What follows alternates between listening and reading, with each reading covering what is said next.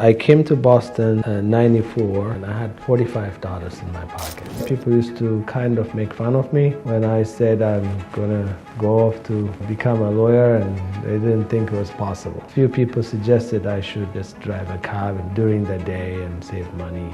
I was wasting my time. People weren't going to hire me. I wasn't going to pass the bar exam, stuff like that. But I went to law school. I took 3 bar exams. I passed them all. I took 2 at the same time. I was in the honor board. I graduated in the top 15% of my class. It was all because I worked hard. What's up, guys? I'm Hayes. I'm here with Mr. Demissie. Thank you so much for doing this interview. Thank you. Of course. Do you mind excited. Nice.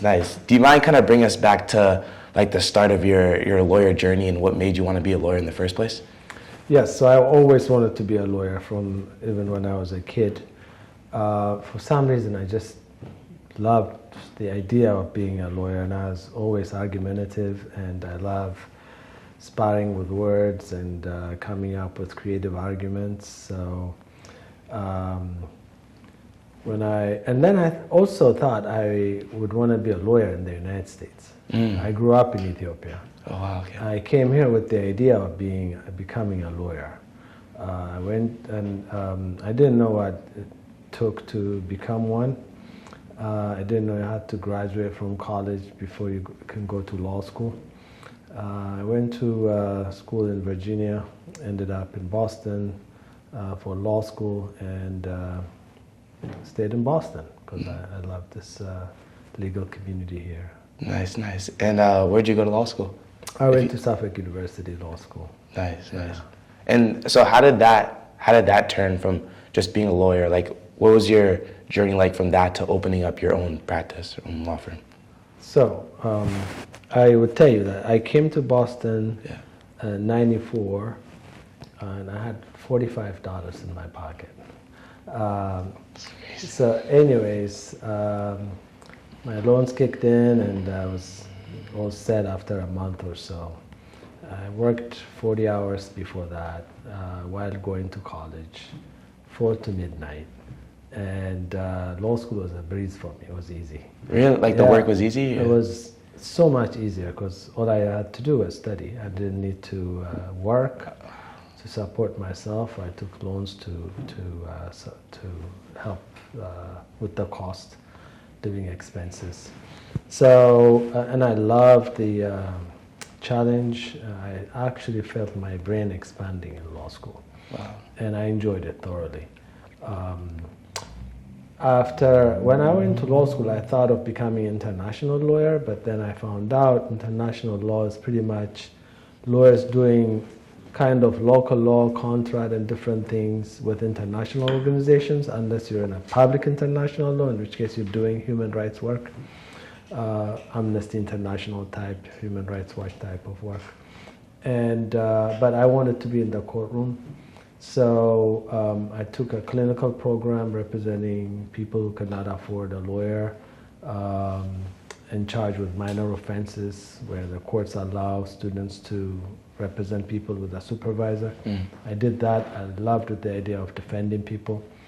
And I joined a small criminal defense firm. Wow. I worked there for a little bit, and then I realized a lot of people who'd come to retain lawyers there wanted the partners to represent them. I'm just a new lawyer. They don't want me to represent them. Yeah. And although I was doing a lot of the work, and I knew what needed to be done, but I also wanted to be trained to be a really good lawyer. So I left and joined the State Public Defender Agency that handled major felonies. It's called CPCS, and at that time it's Committee for Public Counsel Services. At that time they only handled major felonies that go to Superior Court. I was in the Roxbury office. We had serious cases: rape, aggravated rape, drug trafficking, attempted murder, assault with intent to murder, and we had a good support system. We had a staff investigator. We had a staff social worker, and a team of lawyers were supporting each other. But before we started, we also had really good training for like 5 weeks training. Wow. That's where I really learned to be a good lawyer. I think I'm a good lawyer. I tried a number of cases there. I won them all. And then I went on my own and started a firm with another lawyer. It's called Derege Demissie. And we had that law firm for about 6-7 years. And then my wife joined me. And she became my partner, and we had a firm together, Demissie in Church, for a number of years up until 3 years ago, 2.5 years ago. Wow. So, did that answer your question? Yeah, no, it did. And I have a bunch of follow-up questions, if you don't mind. Yes. The first one is, so you went from Ethiopia, right, to, yes. And then you came to America with $45, you said. Well, no, I came to America. I went to school. Graduated from college. Yeah. But when I came to Boston for law school, yeah. I didn't have money. Actually, they admitted me and they said you have to pay $300 to hold your space. Wow. And I didn't have that. So I called the dean and I said, I don't have the $300, but I'm coming. Yeah. He said, don't worry about it, just come on over. Wow. I had an old computer, I sold that, bought my train ticket, which was like $95 round trip at that time. And after my expenses, I had literally $45 left. Wow. Yeah. What are some things you've learned about like just hustling and grinding and work ethic just from like your time? Yeah, so when I was in college, I worked, like I said, 4 to midnight. I would go home, get home around 12:40, 12:30 a.m. I would type up my paper and stuff like that, whatever I needed to do. I would study at work because I was in a parking lot and there wasn't really much going on after 8 p.m. So I used that time to study. And I would get up at 9 and go to school. And I would be done by 3 p.m. or so, and then I would drive to DC to the job where I would be working from 4 to midnight. Wow. So it paid off because after I went to law school, my first job was at a really posh, large firm as a clerk on 45th floor. I was in the basement of the parking lot. I was on the 46th or 45th floor, and I was getting paid like $36 an hour. Wow. My salary at the parking lot was $5 an hour, and that was in the 90s. So anyways, yeah, and it paid off. And so what would you say to like a young kid who wants to have kind of life you have now and like, but they're not putting in the extra work like that you did, like they're not staying late and they're not working when, I don't know how to phrase this question, but like obviously you put in a lot of hustle, hard work when you said like you were working from to like the midnight and stuff. I'll tell you this, yeah. I left that parking lot, came to Boston, became a lawyer, yeah. And 10 years later, there was a conference in DC, some type of legal conference, and I rented a car and I picked up my car from National Airport, and I was driving by Lafayette Plaza, which was the parking lot I worked at, and I thought maybe I would stop by to see if some of the guys I worked with were still there. And I pulled in, and everyone was there. Literally everyone that I worked with was still there, 10 years later. And it was, fun to see them. It was a good reunion, but it was also kind of sad, because when I was there, people used to kind of make fun of me when I said I'm gonna go off to become a lawyer, and they didn't think it was possible. Few people suggested I should just drive a cab in the morning during the day and save money. I was wasting my time. People weren't going to hire me. I wasn't going to pass the bar exam, stuff like that. But yeah, I went to law school. I took 3 bar exams. I passed them all. I took 2 at the same time. Wow. I was in the honor board. I was voted editor of the year at the law school. I graduated in the top 15% of my class. So, wow. It was all because I worked hard. Wow. And you have to work hard, and nothing comes easy in life. And if something comes easy, you're either doing something shady that's going to come back to haunt you, or someone is handing it to you, and when that is no longer there, then you can't deal with life unless you learn to deal with life yourself. So for sure. Yeah. My dad always says if it was easy, everyone would do it. Like if passing the bar, becoming a lawyer, achieving all the stuff you've achieved was easy, everyone would do it. Exactly. Right. So, but not everyone does it. So yeah. All right. So can we kind of shift back to? So you said that you joined that first law firm. I forget the name that you talked about. But then you and your wife started your law firm, right? You guys partnered up in the law firm. How was that transition, and like what would you say to people who like might be thinking about pivoting like their business kind of? Yeah, so it's tricky being in business with your spouse because business is business. You have to deal with the business aspect of it. But then when you're dealing with a spouse, you bring in some of the home way of resolving issues and communication and all that is difficult. But we managed it because we were able to separate our accounts. She had her own clients, I had my own. We shared the expenses, we shared lawyers, we made it work. It's not easy. But I also had partners that, other people. And in the legal field, your reputation is everything. And people hire you because of your reputation. A lot of my cases come from other lawyers who know of my reputation, who may not be doing the same type of work that I do. They may have an immigration case, there may be a criminal component to it, so they would look for a criminal defense lawyer. Right. And they think of me, they send me a case. I see. So you have to maintain a good reputation, and you have to do that in every case. Because when you show up in court, judges know who's doing a good work and who's not.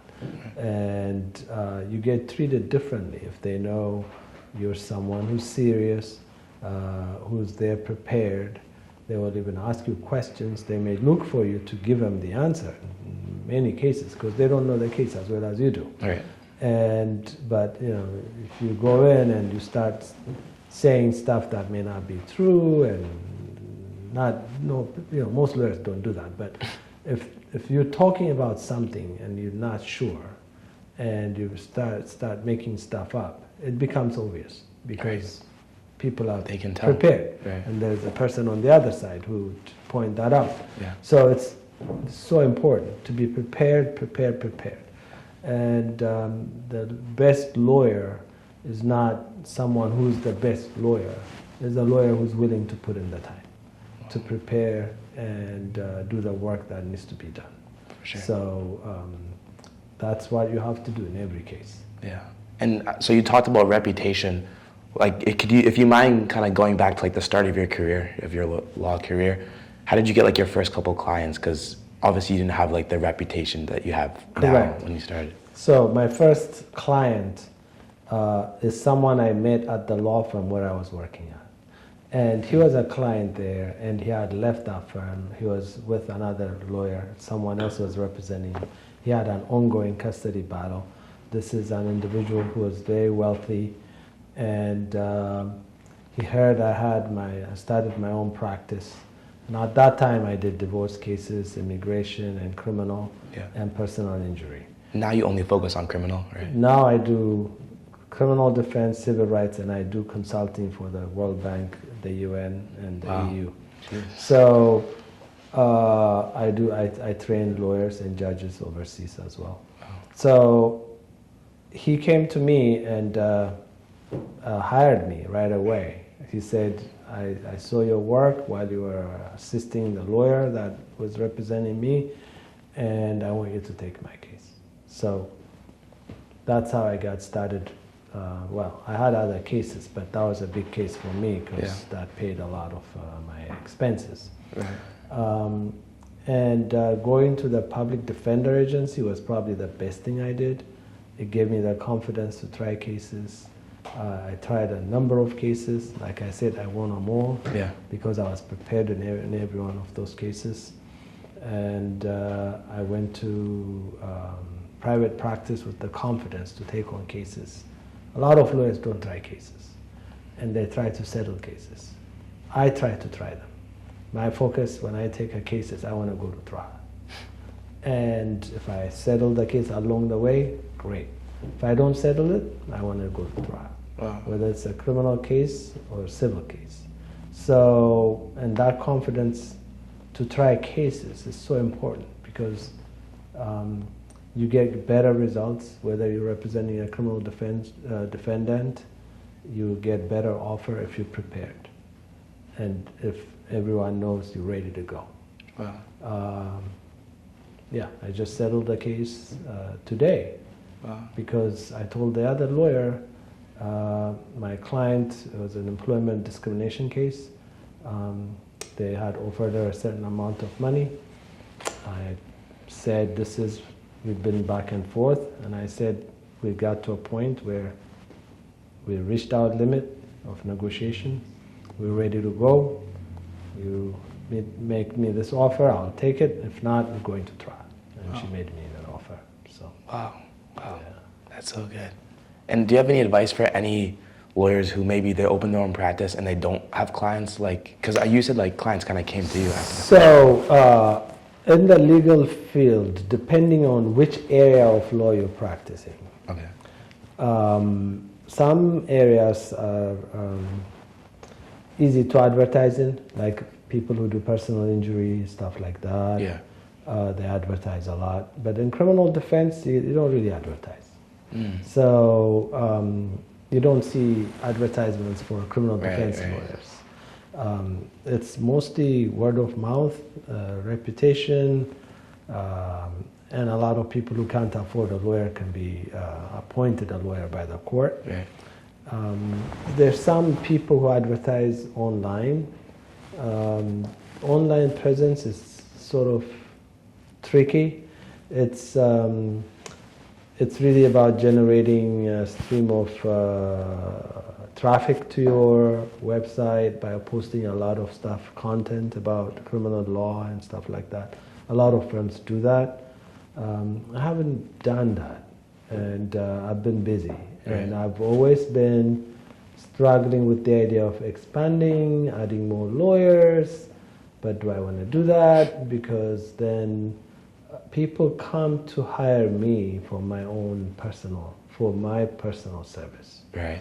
And if I take on a bunch of cases and I start giving it to other lawyers, they may not be happy because when someone is facing jail time, they don't want my assistant to represent them. They want me to represent them. Right. And for me to represent them effectively, I have to be judicious in terms of how many cases I take. Right. And that's when I'm on trial, I can take additional cases. Yeah. Recently, I did a federal case where I was defending a Chinese American who was accused of spying for China, and I spent 2 months just on that case. I couldn't do anything else. Wow. And we went to trial, and we won. We beat the federal government, which was not easy to do. Right. If someone doesn't know how like hiring a lawyer works, what does like the process look like if someone wants to work with you? Like usually, what does it look so like? usually they go. I get a lot of phone calls because I'm on the Super Lawyers website. There's a selection process every year where 5% of lawyers in each field are named super lawyers, and they post your name and picture and all that in their website. And it's a pretty big organization, so when people search for lawyers in Boston, Cambridge, the super lawyer website will come up with names of potential people. So I've gotten clients from there, for example. Yeah. People, a lot of people go to the web, and the other way is asking people for reference, recommendation. I get a lot of people. Someone told me a while back, if you have 500 people who think of you when they think of a lawyer, that's almost a guarantee that you will have a stream of clients. Because those 500 people will have someone who may say, I need a lawyer for this or that. And then they would say, call so-and-so. Yeah. So right now, I think I have like 5,000 people plus, So I get phone calls from all over the United States. Wow. Yeah. Wow. I think there's this book that I read. It's from Derege Demissie, and he basically talks about how he went to like a wedding and he saw he asked the receptionist or whatever, how do you know how many pamphlets to print out? And they said on average it's 250. And then he went to a funeral and they said on average they print out 250. So he learned that on average each person knows 250 other people in their lifetime. So imagine 5,000, I don't even know what that is, 5,000 times 250, that's how many people could possibly be clients and possibly could know of you. So I also speak on different Ethiopian media. I see. Also, I served as president of the Criminal Defense Lawyers Association for Massachusetts. Wow. And those connections, the Lawyers Weekly usually reaches out to me when there's a criminal defense issue, and I comment regularly on criminal defense. So my name is out there in different places. Nice. So especially within the Ethiopian community, throughout the United States, people sort of know my name from appearing on different YouTube and YouTube channels talking about criminal law, constitutional law, and stuff like that. Yeah. So that actually is also another source of referral. For sure. Yeah. I have two more questions. Yeah. So the first follow-up about that is just, I completely agree. I think using other people's platforms, because me and him are into marketing. We love marketing, and using other people's platforms is such a great way to connect with even more people and expand your network. And the other question I had was, what does a day in your life look like now? Because I know you're busy, so. Yeah. So I'm in court 3-4 times a week. Okay. So today, for example, I had an argument in a murder case in Essex Superior Court. Do you mind starting usually what time do you wake up? What's your routine? I usually wake up at 7. 7. All right. And my day goes from 7 to 11. Wow. Pretty much. Obviously now my kids are grown, so I get, I do some work at night, but when they were little, I try to not work between 6 and 9, and I may go back to work around 9 o'clock until 11. Yeah. But, being a criminal defense lawyer, it's a type of work people call you at different times. Right. And you're always on. Yeah. You're kind of working. Yeah. Even weekends. Yeah. And you may get a break here and there, and you may just shut down and take a breather, which you have to. But I feel like I'm always working, but I enjoy it. So yeah. Nice. And then last question here is, what advice would you give to someone who wants to be a lawyer and open up their own law firm? Yeah. So one of the things I wish I had done was in law school. There's a course called law firm management or legal practice management. In fact, one of the professors I clerked for used to teach that. That it's a good course to take. Having a business plan is very important. A lot of people just go into business without having a business plan. Also, having a good skill at managing money, because as a lawyer, someone may come and hire you, and they may pay you 50, 100,000, whatever, and you have to plan. You have to, how do you spend that money? What do you set aside? What do you allocate for future litigation, taxes, stuff like that? So you're running a business, and having some business plan, business background, people who are a little bit more proficient in the business sector that can advise you, that's very important. For sure. Thank you so much for this, and you really, really Absolutely. appreciate it. Thank you.